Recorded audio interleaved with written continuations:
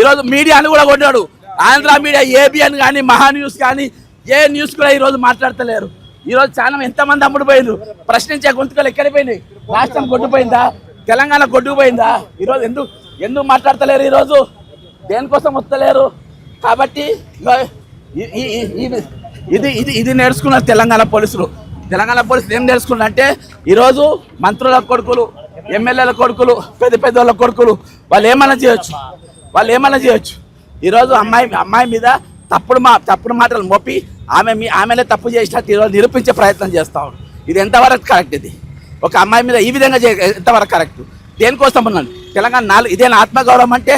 భారత్ మాతాకి జై అంటారు కదా, భారత్ మాతాకి జై అన్న ఆ దొంగ నా కొడుకులు ఈరోజు ఎక్కడికి పోయినరు? ఎందుకు కనబడతలేరు వారు అక్కడ?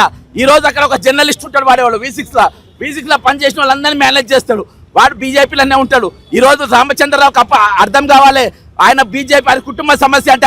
అరే అవులే, రామచంద్రరావు బీజేపీ రాష్ట్ర అధ్యక్షుడా, ఈరోజు రేప్ చేసింది, ఈరోజు అమ్మాయి మీద అగాత్యం చేసింది నీ కేంద్ర మంత్రి వాళ్ళ కొడుకు రావులే. నీకు అర్థం కావాలి అది. కాబట్టి అది ఒక కుటుంబ సమస్య కాదు, ఇది రాష్ట్ర సమస్య. ఇది రాష్ట్ర సమస్య, ఇది జాతీయ సమస్య.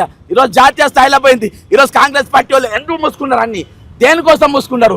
ఎందుకు మాట్లాడుతున్నారు? పొన్నం ప్రభాకర్ అంటాడు, ఇక మనం కూర్చొని కొడుకుని తీసుకొచ్చి తప్పొప్పుకో అంటే ఇదేమన్నా మేము పేలాడాట ఆడుతుందా? ఒక నేరస్తులు ఎట్లా మాట్లాడతారు? ఒక దిశాను అత్యాచారం చేసిన వాళ్ళ గల్లాలు పట్టుకొని తీసుకుపోయి మీరు తుపాకులతో కాల్చి మరి చంపిండ్రు. అప్పటికి అది ఎంక్వైరీ కాలేదు, కరెక్టే రాంగ్ అని తెలియలే. ఆ అమ్మాయి కంప్లైంట్ తీయలే. కానీ ఇక్కడ వచ్చి 17 ఏళ్ళ అమ్మాయి పోలీస్ స్టేషన్ పోయి కంప్లైంట్ ఇచ్చిన తర్వాత ఇంకా మీరు టెస్ట్లను కాలయాపన చేస్తారా?